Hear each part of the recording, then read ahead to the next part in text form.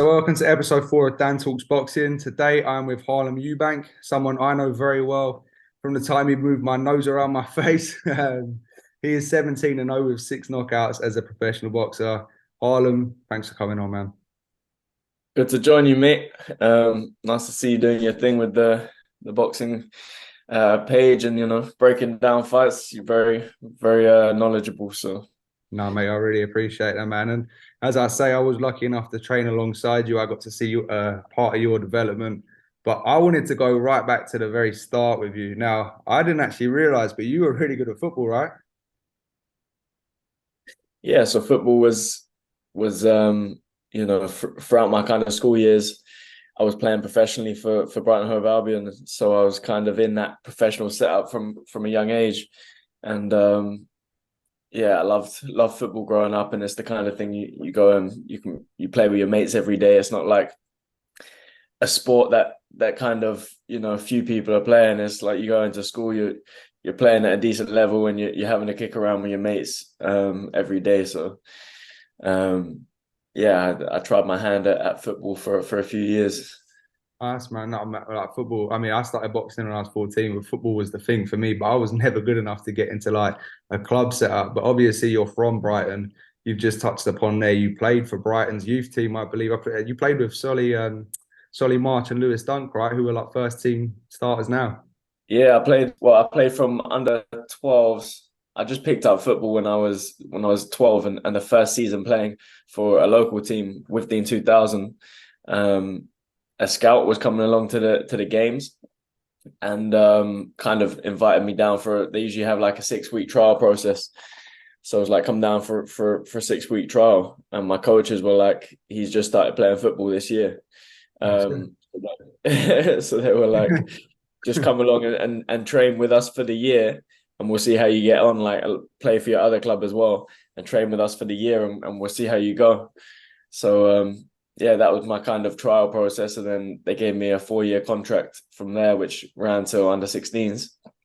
And yeah, in which time I was lucky enough to play with some of the players there now, including Lewis Dunk, and when I actually got released, then I was playing with Solly March at Lewis before Brighton came in and Oh, all right, nice, man. and picked him up. So yeah, I was lucky enough to play with them both and see them both grow to where they're at now, and they're very strong players in the Premier League now. Yeah, man, it's crazy. I mean, Brighton's rise. Brighton probably had the best season they've ever had this year. It nearly got to the FA Cup final as well. I mean, how come you decided to if I was a promising footballer, the last thing I want to be doing is getting punched in the face. I mean, what opted that move? I guess it's in the blood.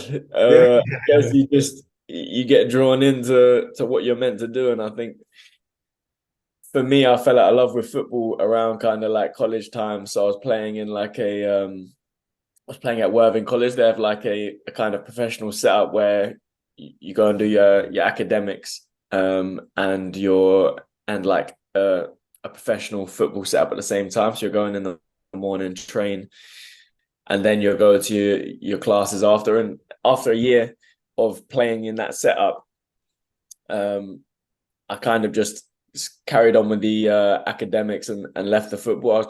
I just couldn't. I wasn't really motivated to play anymore. And at that point, I knew I needed another another physical activity, another outlet to tune into, because I've had that all throughout my life. I've always had something I can focus all my energy on, something active, something that keeps my focus and keeps me on the right path. And at that point, I needed something else, and I thought, let me try this boxing thing out, yeah, and man.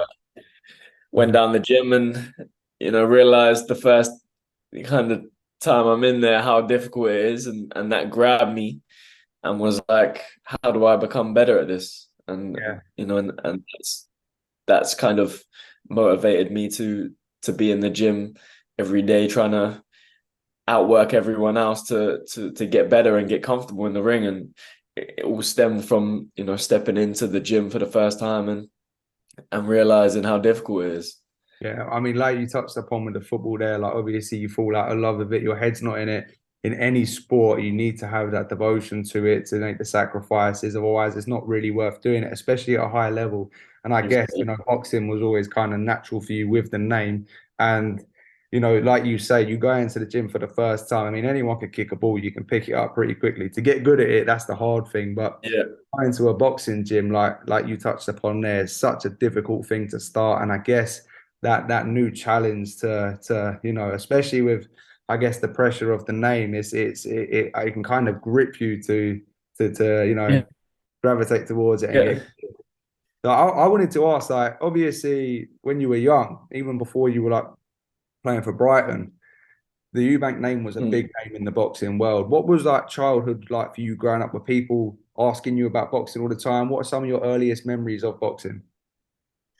Um, I mean, I probably didn't have that much knowledge of boxing at a or understanding of it at an early age, but there was always that thing of, when people see the name or when people heard the name, they were kind of like, oh, he, any relation to Chris, any like it always kind of intrigued them. Yeah. Um, so there was always an awareness that, that we was connected to something and to big achievements from a young age.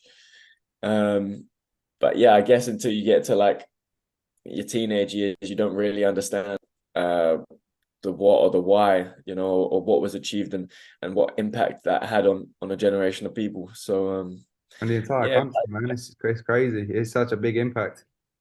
yeah, I guess you kind of learn through experience, and when you get older, you kind of it really kind of hits home what was achieved, and how many lives that reached and how many people that had an impact on. So Yeah. it's yeah, inspiring.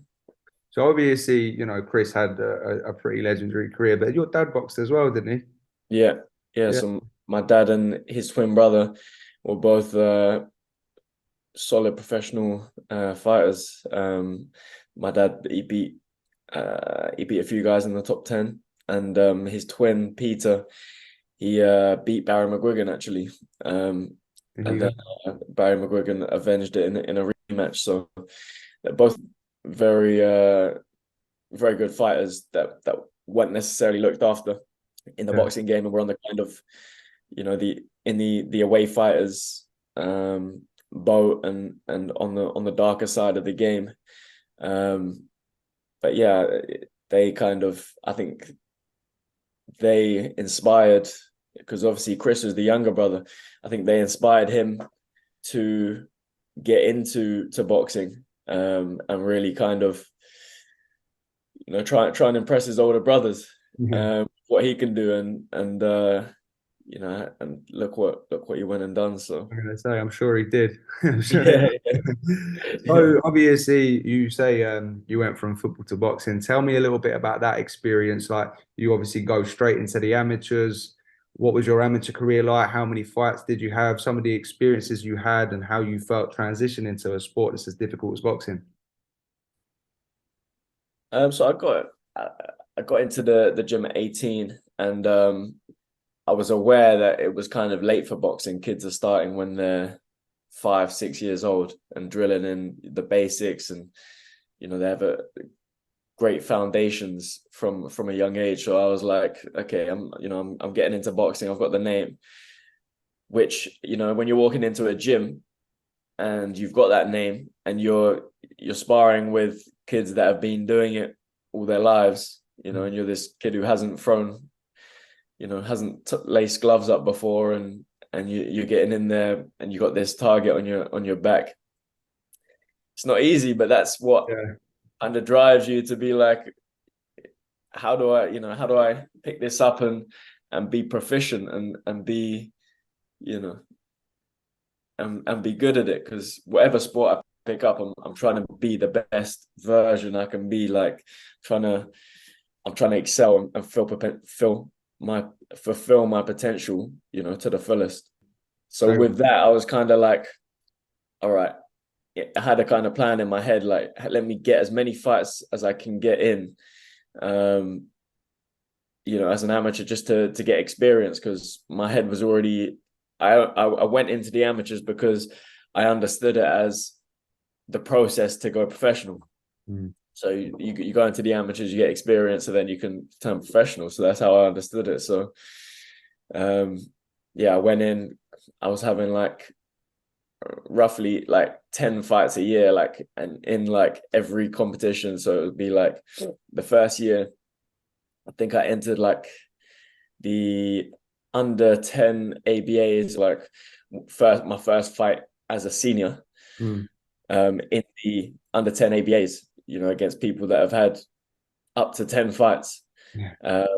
So I just went in there, and then, because I'm thinking, I'm going to get good opposition in here. It's good experience either way, like for learning. If I'm trying to pick this up and turn professional, I don't just want, to be matched so I Mm. can win every fight. So yeah, I went in the under 10s, and then at the end of the year, I think I done the under 10 Haringey. The next year I done the under 20s. And then next year I done the under 10s again, because I was still just below 10 fights. Yeah. Went on a good run in that. End of the year, done the under 20 Haringey, won that. So you were really And then, chucking yourself into everything, really picking up as much experience as yeah, you can, like, to catch up really with the late start. exactly. That's what I had in my head. I was just like, get in here, get the experience. And after each fight, I was asking my coaches, I was like, am I ready to turn pro yet? Yeah, Like, can yeah, I turn pro now? Because yeah. I was just, that's where my head was. I wasn't, the amateur game was solely for experience for me. It wasn't like, I didn't look forward to it. I didn't, it wasn't the end goal for me. I really No. wanted to learn the professional game, and the styles are very different. I mean, Like, it's a completely different sport to a certain degree. I was the same, man. I hated the amateurs. It's ironic because as an amateur, I always suited the professional style more, and then as a professional, I realized that getting hit over a longer period of time hurts more. So I yeah, went to an amateur style. But yeah, man. I think you definitely done the right thing, and you had the right mindset about it, because the amateurs is just I think it's the way to learn. Like, especially if you're chucking yeah, yourself into all those tournaments, you have to fight yeah, so many top level operators, and you have to adapt to so many different styles. And I mean, in the boxing booth gym where we train, like, it's just some of the best amateurs of all time there, and you can just see from yeah, sparring, just see how easily they can adapt when they're yeah. in against different people. It's such a good foundation for you to build a pro career off. So how many amateur fights did you have in total then? I think I had 33 in total. I think that's the last number I remember seeing on the card, but I think I won maybe 24th, something like that. Yeah, I mean the amateurs is such a weird one as well, because it's like people will look at a complete casual will be like, oh, like, what's that, 12 losses? My amateur record was 26 and I've won about 17. So it's a roughly quite similar.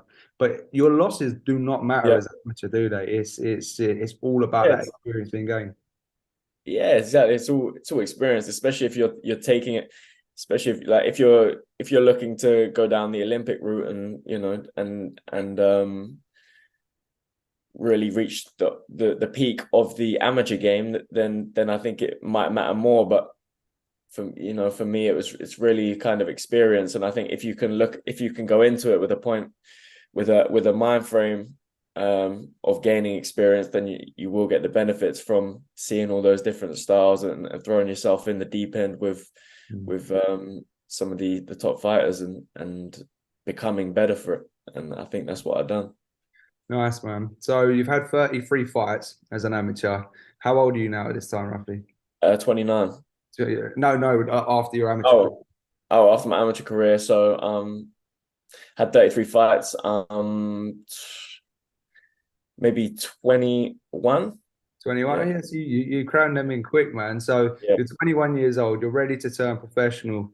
Now, obviously, I'm going to touch over your professional career, and I think the thing that warms you to people is you have done this in such a tough proper way of doing it. You've really taken yourself away from the limelight. I don't know your situation, but I'm sure you could have had been exposed to a wider audience sooner than you were. You went into, just fighting on the small hall shows, really learning your craft and Yeah. sparring some of the best fighters in the world for years under Adam Booth's tutelage. How did that all come about? Was that circumstance or was that something you done on purpose to kind of, obviously join that stable, but build your career in that way? I think I think I didn't have the fast track kind of opportunity handed to me. And I still had a lot of developing to do. And I think from early, I think it was evident that, if you want the exposure, you're gonna have to, do it in fights where the other guys are more experienced than you. Mm. And my pro debut I had in Brighton when I was 22. I was from kind of coming out of the amateurs. I was trying to find the best kind of foundations to grow as a professional. And when Chris was under Adam, I would go with him to kind of absorb, information and absorb their kind of style of training and their setup and get in and do some sparring with some of the kids they had up there. And then after the Chris and Adam kind of had that fallout and they went separate ways, I went away from the gym for a while. And then I had my pro debut in that time. I think a few months after my fight, Adam messaged and said, if well done on your pro debut. If you want to come up the gym, we've got Josh Kelly here now. If you want to get involved in sparring and stuff, so you're welcome back up the gym again. Yeah.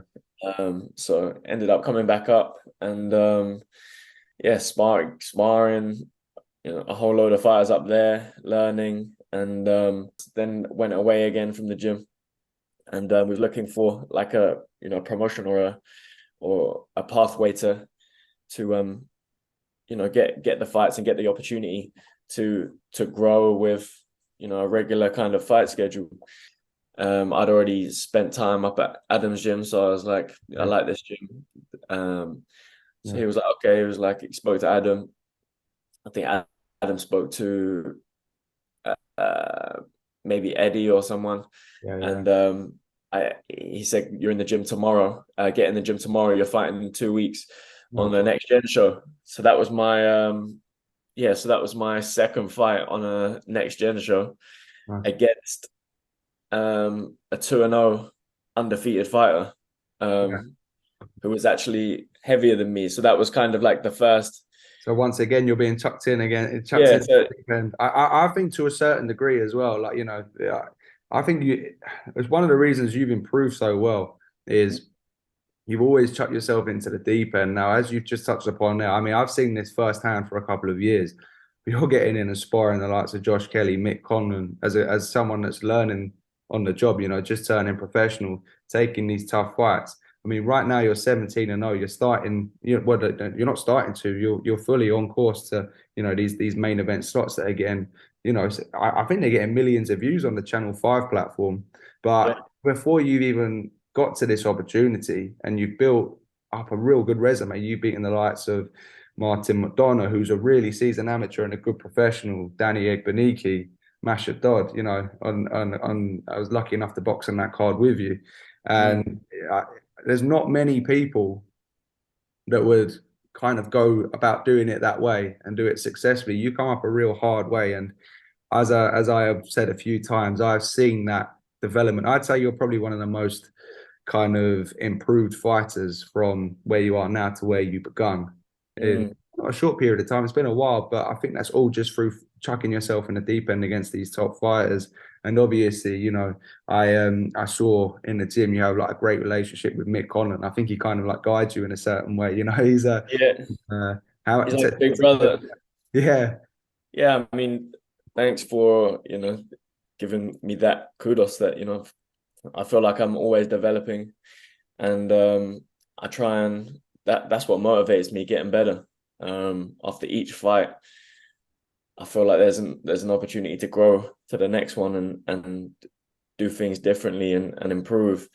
So I carry that energy kind of all throughout my career to put that emphasis on becoming the best version that I can be and applying myself to improve every fight and change things and grow each time. So yeah, thanks for No, giving me no. that kudos.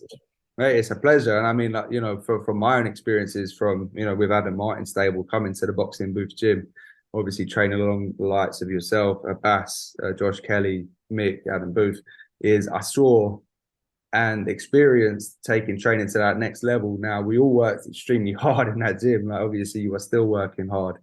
Um, Mm. what I found personally is it took a while for not just the mindset to adapt, but the body to adapt to that routine. Now, I'm sure lots of people would be interested in hearing your training routine. There's lots of people that hear how grueling the life of a professional boxer is. How does a week look like for you in regards to your training?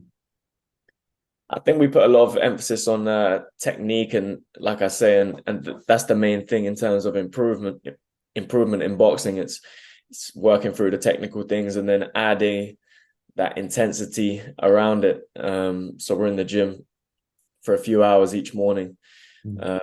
and that kicks off the day. And then varying on what we're doing, we got sparring, we got heavy, intense bag work. We've got circuit drills, and then cardio in the evenings. So that's kind of spread all throughout the week, with sometimes a day off to kind of reset and recharge to push heavy in the second half of the week.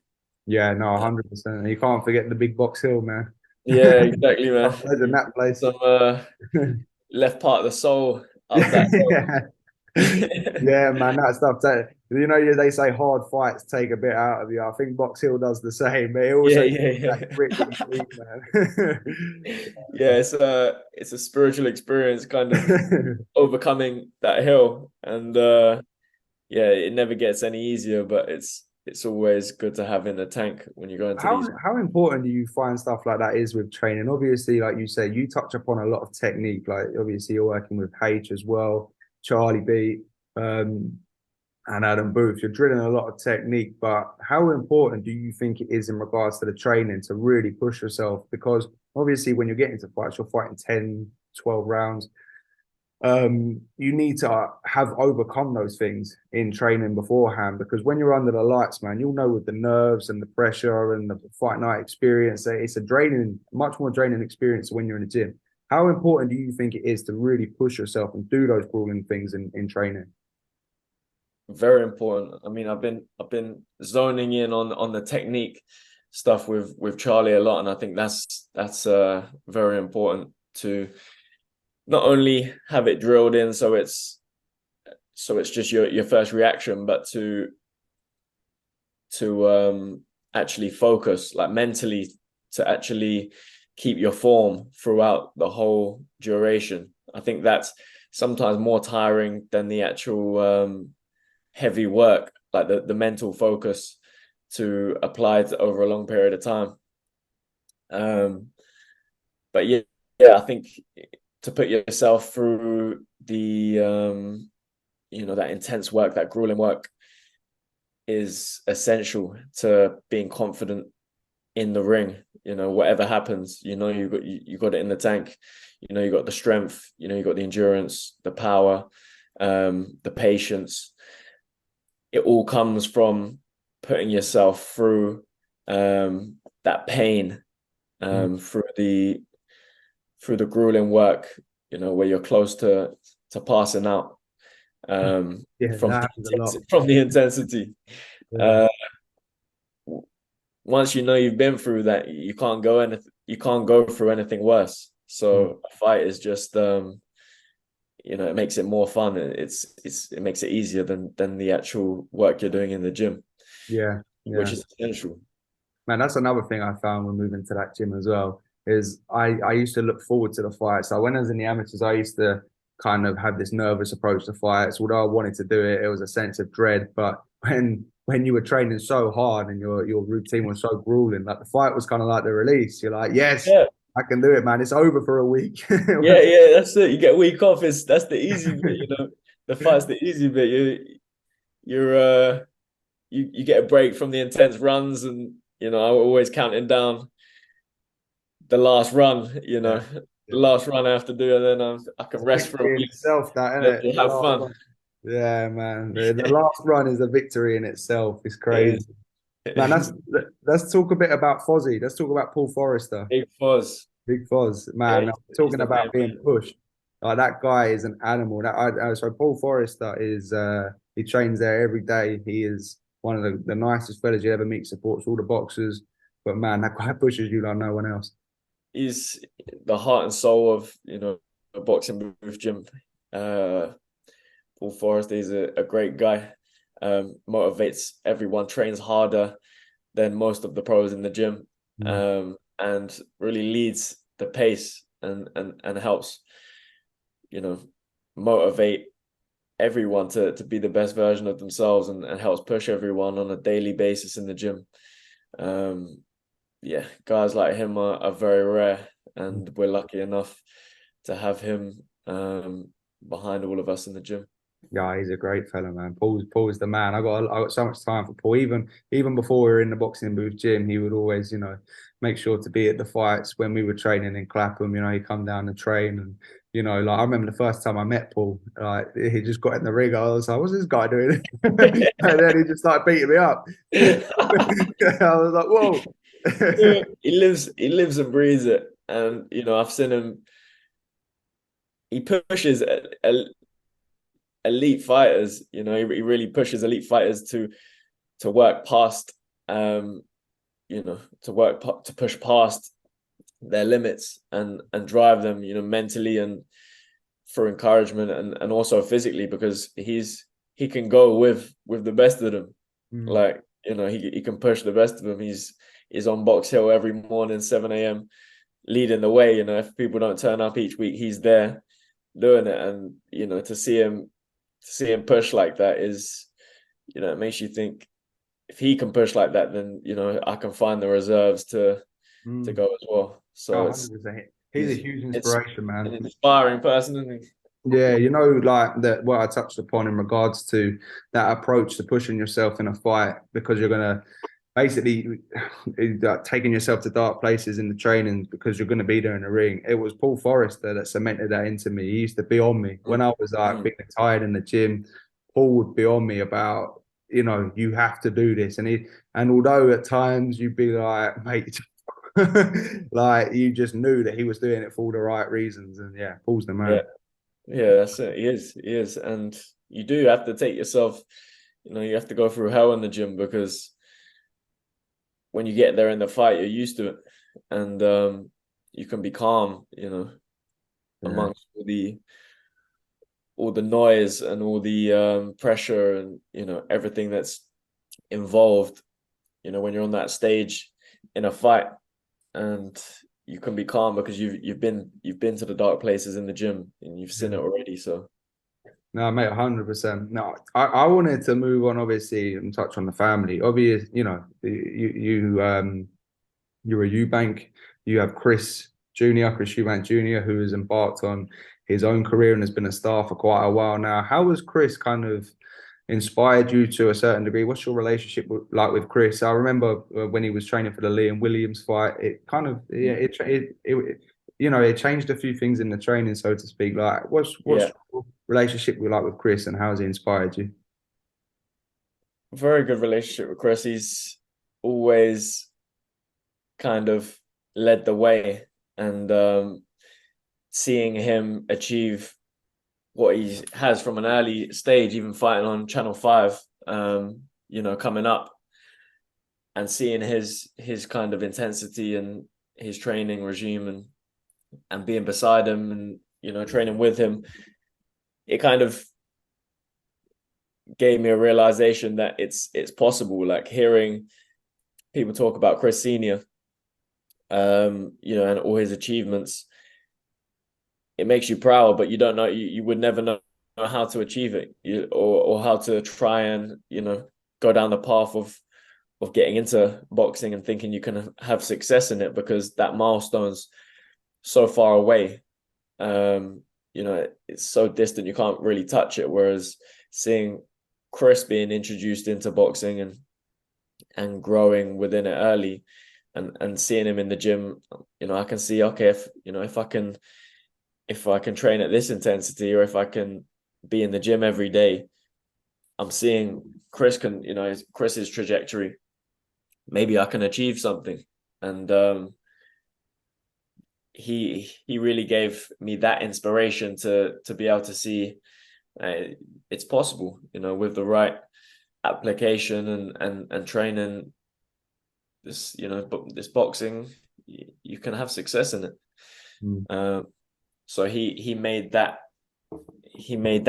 seem possible to me. And I've been with him at most of his fights, and seen the process firsthand, and it's inspiring. It's Yeah. inspiring to see that and be next to him while he's doing them. Yeah, I mean, like you touched upon with Senior, of course, it's a little before you would realize how he's done it, and it's like something like 19 world title fights or something ridiculous like that. It's overwhelming. You're like just Yeah, starting off. But I guess with Chris Eubank Jr., you not only know him from a young age, but also you're following the career and you see the process, you see the hard work and the yeah, discipline. He's able to step by step achieve what he's done. And I think the thing I always notice with Chris, both of them, but Junior in this instance, is he's always in shape. That is one of the main things, that he's always ready to go, and it's that mindset. And of course, I also wanted to touch upon. I know obviously Chris's brother Sebastian, your cousin. I know you were very close, and he tragically passed away a few years ago. I know both of you guys were into, you're very spiritual, into your health. I believe both of you are into plant-based diets, very much into looking after yourself. When something as tragic and shocking as that happens, I mean, how do you cope with that? How did that affect you, so to speak, and how did you cope with that? I think it hit me very hard. Seb was one of the closest people to me, and yeah, it's, you never expect something like that to happen, especially like you're saying, we're both, into health, into living and thriving, and researching, you know how to be healthier and how to eat healthier, how to, you know be in nature, and be as close to nature to thrive. And for someone so young that's so fit, so much ahead of them,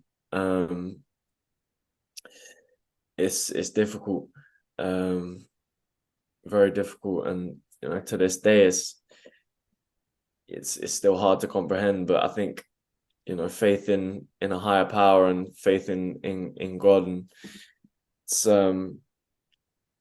it helps you realize that nothing here is promised. And I'm grateful that we both have a strong spiritual connection. And I believe that helps with grief, because it's not your responsibility. It's it's a higher power and higher being. And it makes you realize that nothing here is promised for any of us, and we have to live each day like it's our last, with the people we love. And maybe our purpose here, none of us know when our purpose is complete, and when our time on the physical realm and on the earth is done. So I think we just have to be grateful for each day we have, and live life to the fullest. And that is exactly what Seb done while he was with us. So I'm just grateful. I'm grateful that he could do that, and grateful that the creator put him in my life Yeah. um, for as long as he did. Yeah, yeah, of course, man. I know it's a heavy subject, and I mean, this is you will continue to, thrive and succeed, and you will continue to build his legacy. I mean, it's just a tragedy, man. Mm. Yeah, but yeah, it's yeah. I wanted to move on into like your actual style, the way you approach the fighting. Now, when I used to spar with you.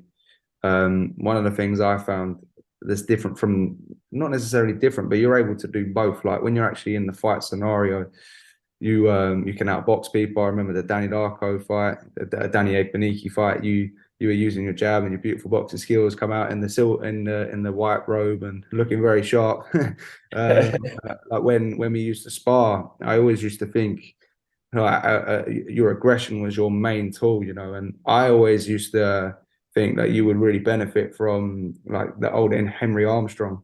Yeah, Like he was always glued onto your chest, and I used to watch yeah. him. Damn, man, this Harlem. This is similar to the way Harlem spars. Is there anyone? Yeah, I love the Armstrong style. Me and Charlie have watched many videos of that and was was drilling that. It's the old school stuff that I like. I feel like that suits my style. That's always the stuff that I've looked for as inspiration. I was never drawn to, like I said before, amateur boxing where you know it's all quick and kind of touchy and you're in the feet. I prefer sitting down and learning, taking time to really learn that old school, um, different subtle games from the fighters that did it best. yeah. No, Um, man, so I love watching them. I think you can learn so much from the old school guys. Even the way I use Armstrong, for example, even the way he kind of cuff straps around the back of the head, like it's just I think the old school guys are the best guys because they're the original and it's the most kind of you can look at like a shoulder roll, for instance, and like a Floyd Mayweather who's amazing. But if you go Yeah, back and look at like a George Benton or a Nicolino Loche, there's yeah, something so pure about those guys that are doing it for the first time. yeah. Benton, he was, incredible fighter. We watched hours, of tape of him as well. Um, and yeah, I believe he was in the corner for Meldrick Taylor Yeah. Chavez. Yeah, he was. He was very famous. I think if I remember rightly, I think he was in Frazier's corner for the Ali fights as well. I believe so. He was a very, very famous. If I'm correct, I think he was a very famous trainer that done quite a lot. Even Sweet Pea as well, Pernell Whitaker. He Yeah, trained a few top guys. he was Um, very, very, very knowledgeable. Because yeah, even when Taylor was winning the first few rounds against Chavez, he came back to the corner and he said to Taylor, he was like, he's carrying you too fast. Like he knew although he was winning the rounds, the pace that he was making him fight at, that Chavez was making Taylor fight at was too high. And that kind of knowledge is, is difficult to come by. Them subtleties. Um, yeah, he's an incredible fighter and coach as well. yeah, that kind of knowledge because obviously for those that have never seen the fight, Chavez is he's getting his ears boxed off. Like, he's like, I don't know, like 71-0 at this point or something ridiculous. And Taylor is this slick southpaw and he's putting on a masterclass. But towards the end of the fight, Chavez starts getting to him and Yeah, then knocks him down with like 15 seconds to go and it's waved off with like 3 seconds on the clock. It's a crazy, yeah. crazy fight. Probably one of the most controversial stoppages in history. That It's got to be the most controversial, I think. I mean, that fight was won. That fight was on. He weren't taking another punch. But on the flip side, yeah, um, was he in a position Richard to still continue? winning. Yeah, on the flip side, Yeah, he wasn't looking at the ref. It's like yeah. you got to look at the ref. He was out of it. So, yeah. Have you got I'll move on quickly. I won't keep you for much longer, but have you got any favorite fighters that you love watching the most? James Toney, for his smoothness, defensive kind of he's a defensive genius, but Savage being as able to well. switch, yeah, being able to switch defense to attack, and um, yeah, unbelievable. Pernell Whitaker again, like Meldrick Taylor, hand speed, um,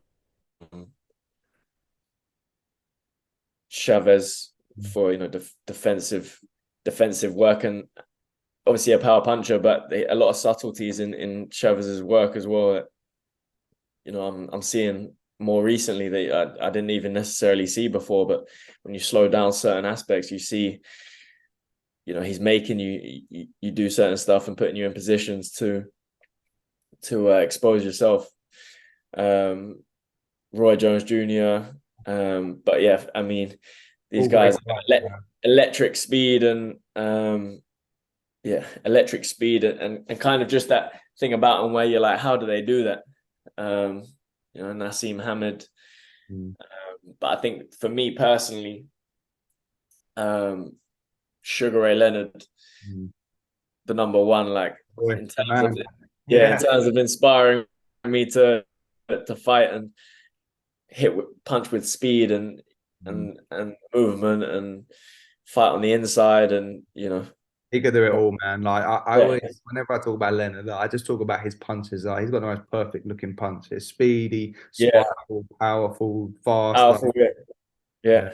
Like to have that type of movement with the feet and be one of the most devastating finishers yeah, I've seen is very rare, and the way he adapted to each fighter, like none of his fights he had the same application for. You can see he's doing different things for every style of opponent, for whatever he thinks this style needs, how he mm. approaches the fight.